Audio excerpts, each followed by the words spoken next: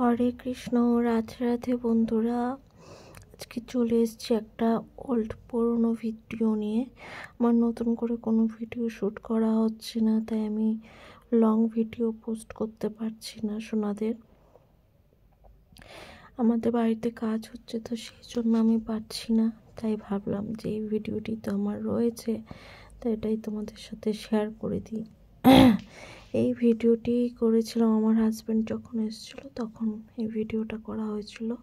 তাই দেখো আমার হাজব্যান্ড গোপাল সোনাদের জন্য ভোগে কি কি কিনে দিয়েছে, সোনাদেরকে কি কি দিয়েছে সেটাই তোমাদের সাথে তুলে ধরছি।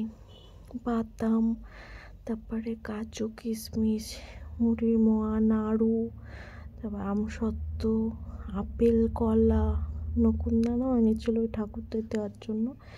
আর এই যে বিস্কুটটা দেখছো তো, এর সাথে না এই টিফিন কৌটোটা ফ্রি পেয়েছিলাম, বুঝলে।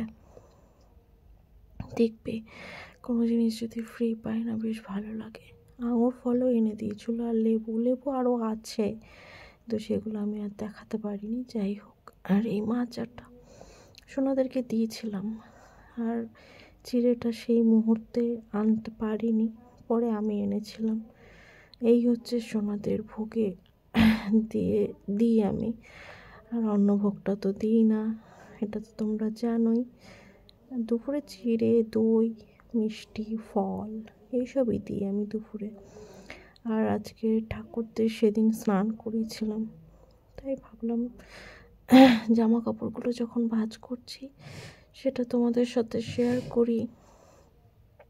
তাই জামা কাপড়গুলো ভাঁজ করতে করতে এদিকে একটু ওদিকেও কথা বলছিলাম, আর এদিকে কাজও করছিলাম। সেদিনটা খুব ব্যস্ত ছিলাম, এখনও আছি যেহেতু বাড়িতে কাজ হচ্ছে তো তাই।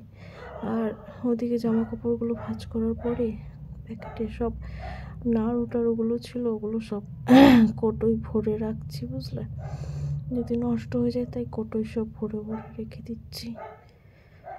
ভিডিওটি যদি তোমাদের ভালো লেগে থাকে, লাইক, কমেন্ট, সাবস্ক্রাইব করে অবশ্যই পাশে থেকো।